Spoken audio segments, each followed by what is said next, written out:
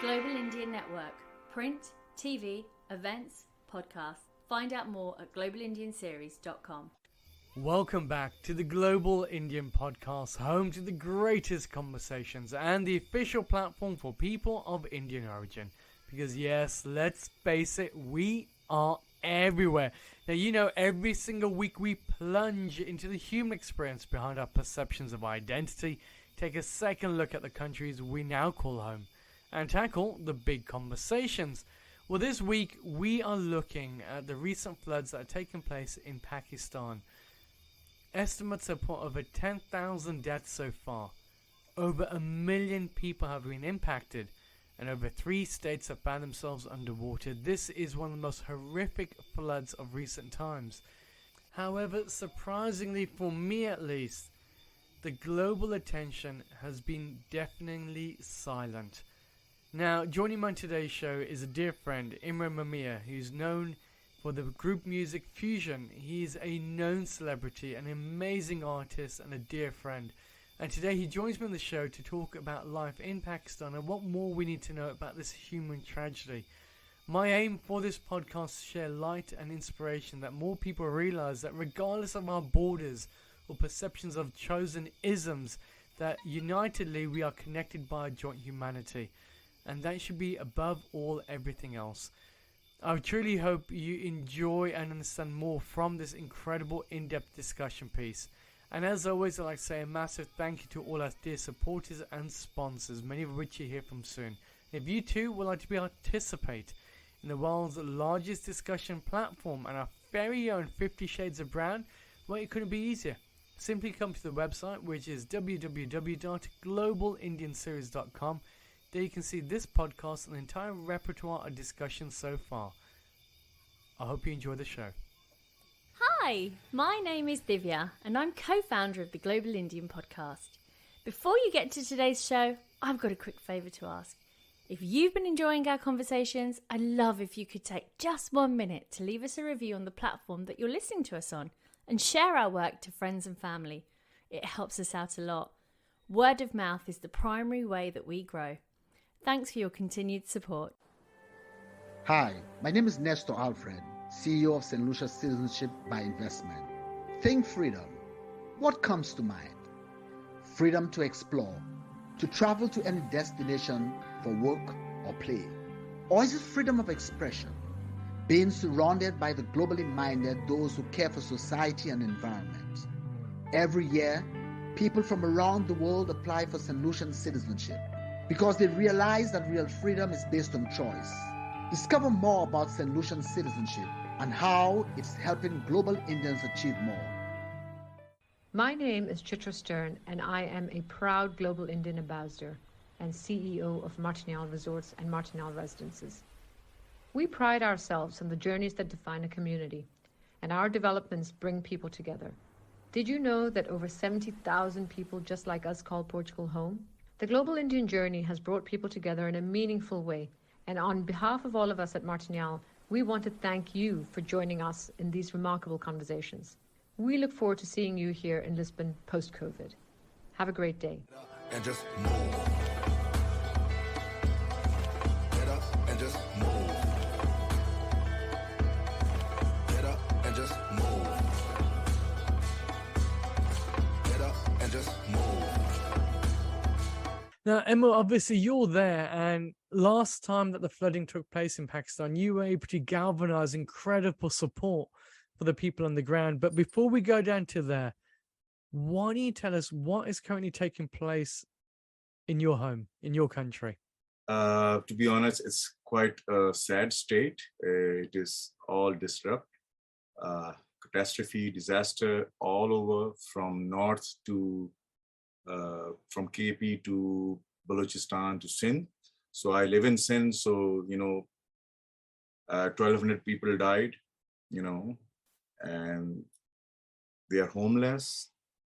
Even if I say so, that one of my cook was away for 12 days, 10 days actually, because his house was completely submerged. The whole village is submerged. They took shelter in the desert now, Tharparkar Desert.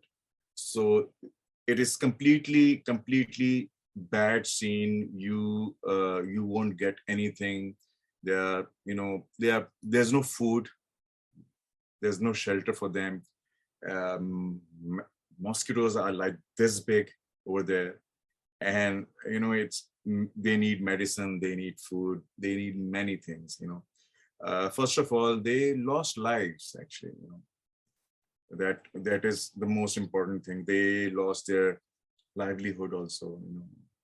Their animals, everything gone, their crops are gone, 90%. So this is what's happening right now. I'm just talking about Sindh. I'm not talking about Balochistan and the north. So I'm sure you guys already seen everything, on social media. So this is what we are facing right now. And yeah. But these are the worst floods so far within Yes. Pakistan, and it's not just the floods itself, it's the country as a whole has taken a huge hitting this year. We've had COVID, but then Yes. obviously we've seen what's happened with the money, with the monetary system there, Yes. and the valuations of the currencies. So when you have that by itself, it causes a big issue. But when you combine it with a natural disaster like this, over 10,000 people losing their lives, this is something of an astronomical nature. I suppose the big question is I found out through this because obviously we know a lot about what's going on in Pakistan, but the international coverage about the floods, it seems eerily quiet. Now, I don't know why that's the case. What do you think it's down to? I think because of the political situation here in Pakistan right now, they are not paying attention. Maybe because maybe they will, start something, the other, that because social media is very, very strong, and they are putting lots of effort, and their rescue missions are happening, and things are happening, but in a very domestic manner. Not, there's no international funding is coming or aid, or nobody's coming here to help right now. We are doing everything on our own actually. So that's one way to look at it. And to be honest, Pakistani people are very, very resilient also. They will always bounce back at some point. You just need that courage to just motivate or inspire someone to do that. As Pakistan, we are the number one country who gives charity. Yeah. We are just trying to do that right now. Everybody, all over the country, we are doing everything by our own self. There's no funding till now came in, I guess. I think what's really fascinating is when we look at the world with our flags, the borders, and everything else like that, one thing is very easy to forget is the human tragedy that takes place as in each other's countries. Ultimately, we are custodians for the same planet. And regardless of what type of flag we choose to hold at that moment in time, that singular point in the whole anonymous of the human evolution, is the fact that if people are suffering, surely it's down to all of us as conscious human beings to lend a hand and to lend a support. 100%. Do you think that this is going to be a time that, and maybe I'm just being really optimistic here, but do you think this will be a time, because of the dramatic nature of the floods, that we'll see a lot more countries coming together? So how do we do? Yeah, one has to be very positive also, and we are looking for that. Eventually it will happen. That I know that people will come, and the countries and nations will try to unite in that manner. They will help us, and maybe you never know, because of that things can go better for everyone, actually, for everyone. And you are right, absolutely, because we are trying to save humanity here, not the flag. And you were absolutely right when you said that, then rightly said that it's about life. Lives matter right now, nothing else. There's no politics, there's nothing to gain, just to help, actually. We just here we try to save someone. 2 years ago, you have these floods and you were able to galvanize huge movements of people. You've done solar, I believe it's solar panel water generators there, you being able to make a lot of momentum. 2 years on, we see a new, huge dramatic floods. Now, I was doing a bit of research, and it seems that there was warnings that are put in place saying, look, if things don't change, if climate change continues the way that it is, for the next 25 years, we'll see increased levels of flooding. Exactly. How did we get here 2 years on from the last floods? It was, they told us 12 years ago that every single year there's going to be rain, there's going to be flood for another 20 years. So you are absolutely right. The global changing, the global warming could change everything. So it is always, every second year there's a disaster. It was 2005, it was 2010, 12, if you see our history, it's like that. Nobody's doing much about it. That's the sad part. People just vanish just like that in between. Yeah. It is so horrible to see anything, have you seen the footage of Swat, the Swat Valley's river that, took all the hotels and the motels and everything, their livelihood, it's gone. In minutes, just in minutes. So nobody's doing much about it. Everybody has their own agendas. They are not paying attention. They are not thinking wisely, I guess, that maybe they don't think it matters for them, it's just like that, I don't want to digress also, but this is the truth actually. And it will happen for another 10 years, I guess, maybe 12, you don't know. That is something to, look out for. And maybe international media might look into it, later on. I don't know for now, but it's the history also. And we all do things just for your own self, actually. You just try to help someone. My friends and my workers, they are from interior Sindh. It's called Tharparkar, the most affected area these days, most affected areas. 2 years ago, I was there personally just to help my friends. They are in California, and they've been very, very kind. They gather all the funds and they send it to me, and I send it to my, people over there, and they help each other, in that order. Like I told you before, why this? That's my effort. I'm just one person right now here in Pakistan, but the funding is coming from outside, It's all friend circle, actually. The people from California, they're just helping, like, okay, we can do this, we can put two, solar system and the, water system for them, or water tanks for them. So it's all right. We've been, like I told you that, you saw the footage and everything that we've, just providing food. It's just this, it's a very big part of the land that's destroyed completely in Sindh. If you drive, I might get you the footage also, that if you're driving towards, any part of interior, you will see people, sitting on the sidelines, camping there, kids, families with their animals, or they are just trying to survive. They are so desperate to snatch stuff. If we take a truck or anything, they might try to stop you, and out of desperation, they will try to snatch all the food and stuff for their survival. And I can see that it is, this is happening also, because, they are so desperate to eat. They want to go, I just heard today that, there was a pregnant woman. They rushed to the hospital, the nearest hospital somewhere, in that catastrophe. And, this is life also.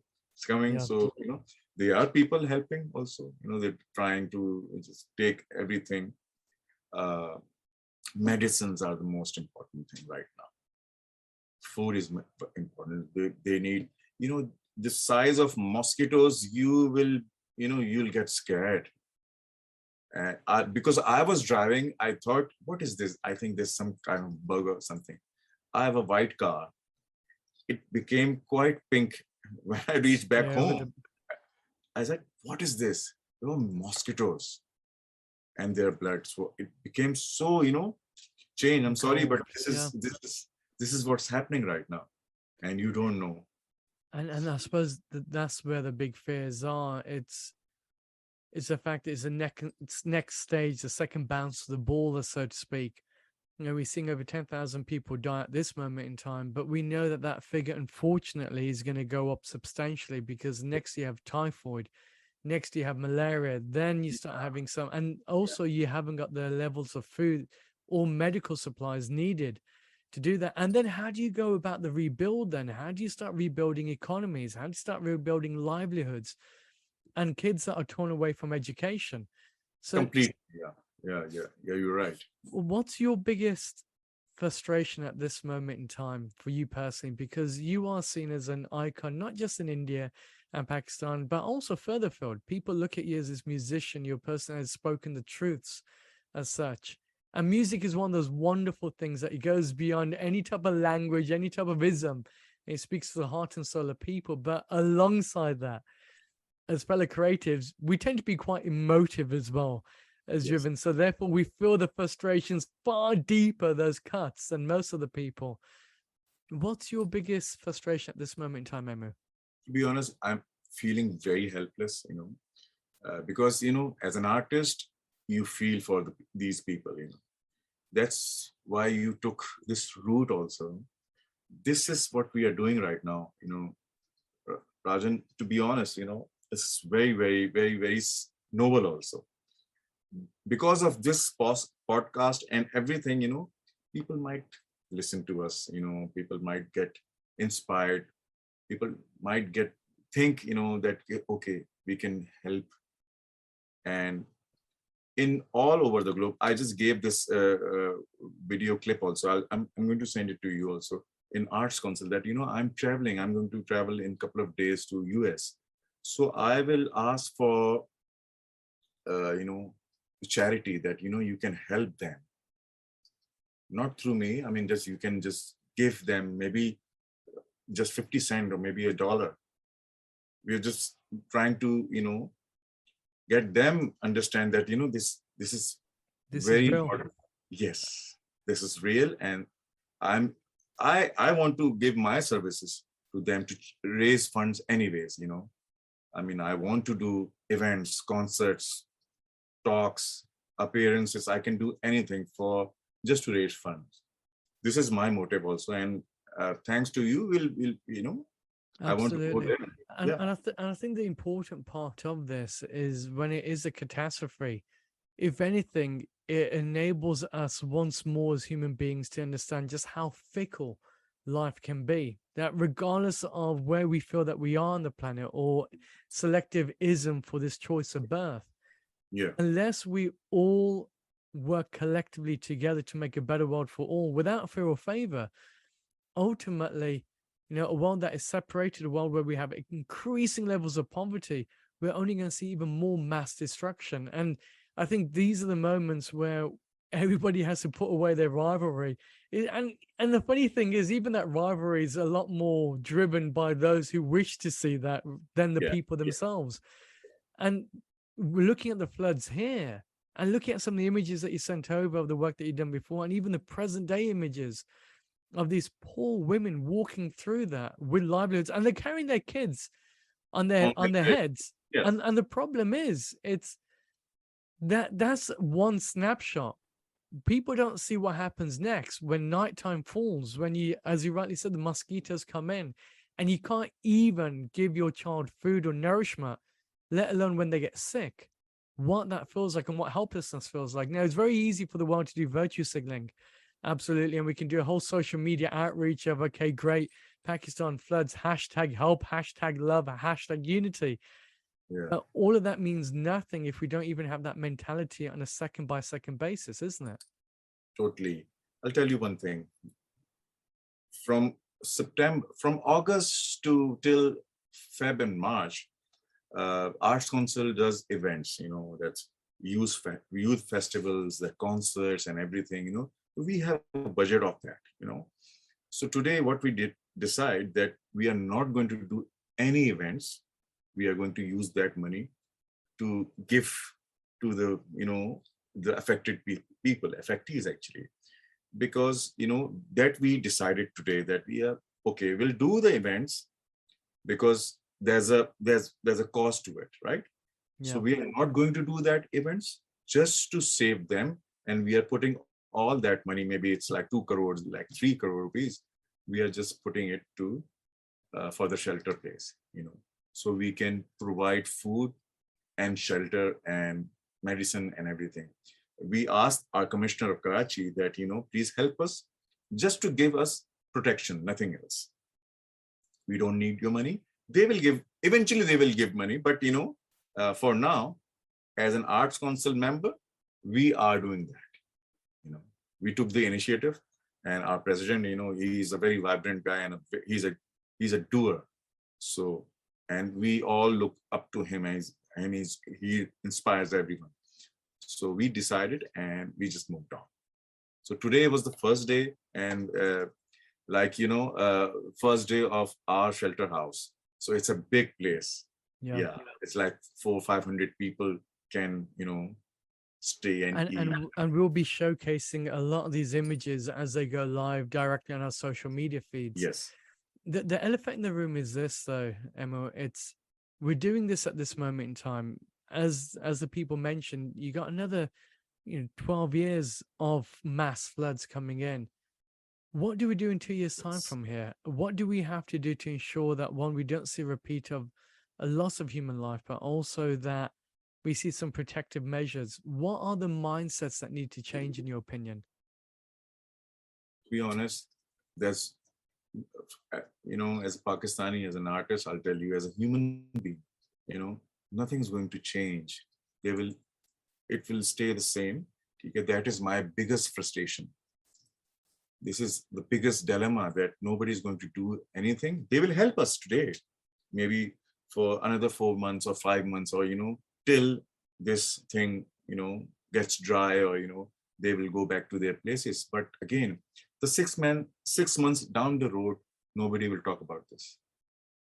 Sadly, nobody is going to talk about it. Maybe after 3 months, nobody is going to mention that calamity happened in Pakistan at this time, So that is the biggest dilemma.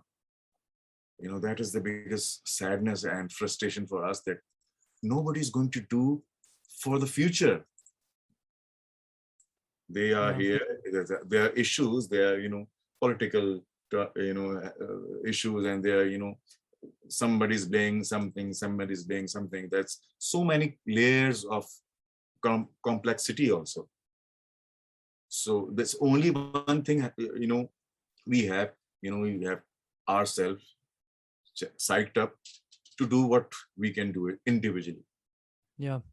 And then you can, ask everyone to just, help each other one by one. That's But I suppose that is what the biggest fears are. We've seen, 26 meetings, conference of parties, COP events where the world gets together saying, never again we shall fight against climate change.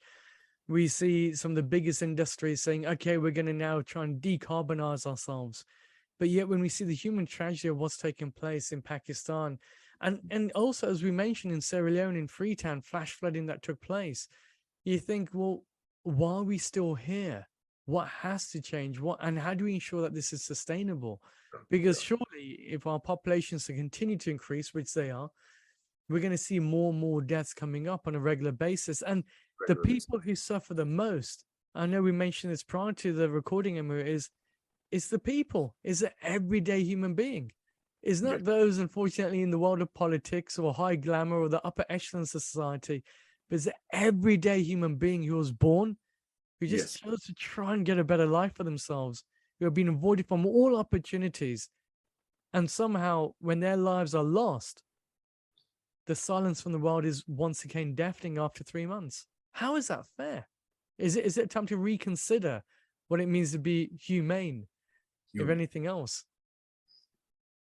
That is, people are like that, and it is in, it's not in their control anymore. Yeah, you are Yeah. so right that you can't control it also, that okay, I can we can try to do this or that, because they are villagers, they're farmers, they are poor people, they don't even have electricity over there. They have to go and fetch water for 3 miles or 4 miles. My God. And what not? We live in urban cities, we've been privileged like that. But when you go back to the real nature, then you realize, oh my God, these are human beings, they are families, they are working every single day, just cutting grass to feed the animals, to get milk and whatnot, their Yeah. life And is all. whilst we drive around in our cars and we selectively virtue signal and create carbon emissions, they're Yes, the ones who actually ultimately pay the price for our stupidity. suffering, seriously. It's No wonder, one day they will just start everything against the urbanized people. You never know, yeah. because, they are helpless people right now. They are helpless completely. And I suppose what really gets under our skin, it's the fact that when it comes to boat harvesting, they're the first people that are approached, and they're the last ones to get help. Yes, How on earth did absolutely. we get here?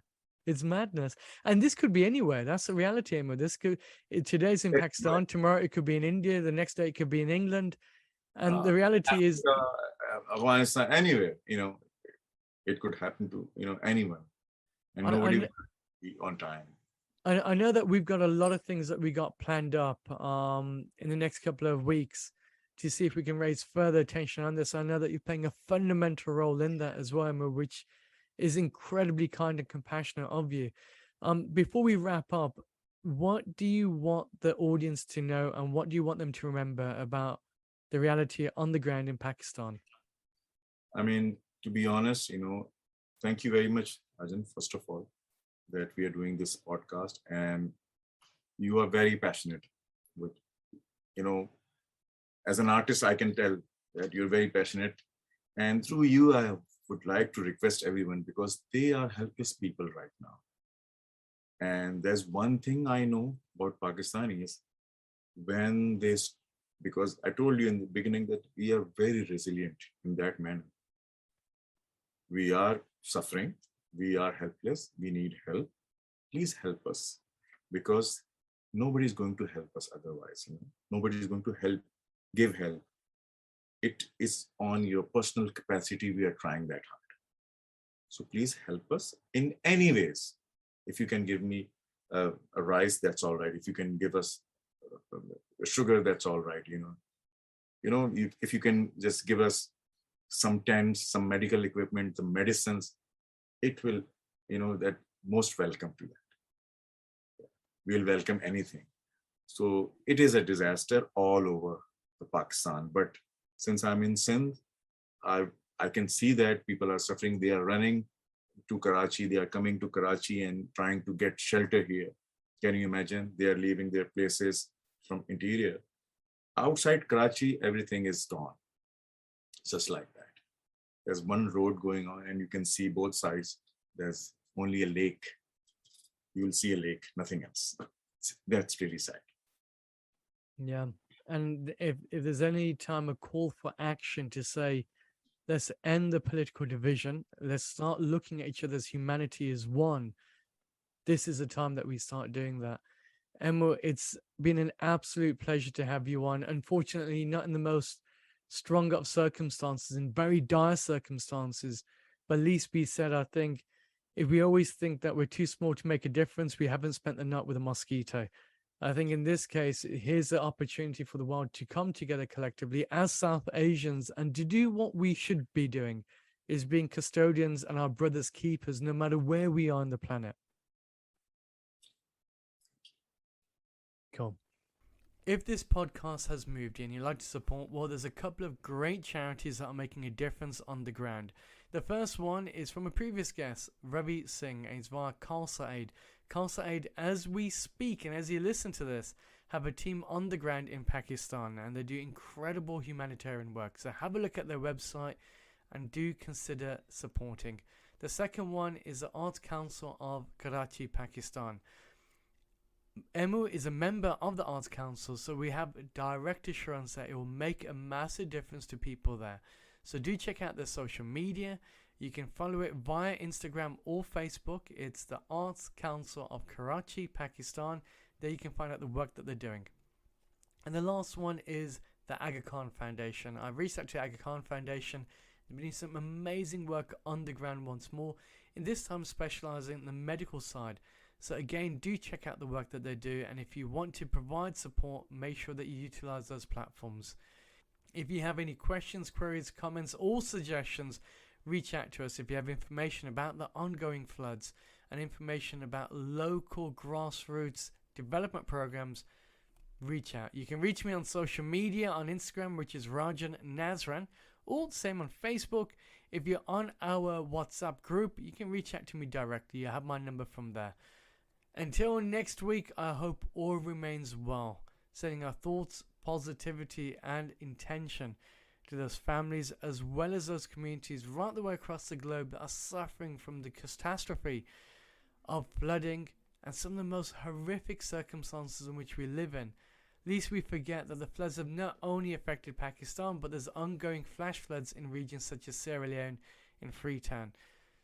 This is not just an issue of a selected territory or political flag. The reality, like always, is that the people who suffer the most are the common people like you and I on the ground. Unless we take collective action and we come together in a powerful way that puts humanity first over any type of political agenda, well, unfortunately the writing will be on the wall. Until next week, I hope all remains well. Stay well, stay good. Global Indian Network. Print, TV, events, podcasts. Find out more at globalindianseries.com.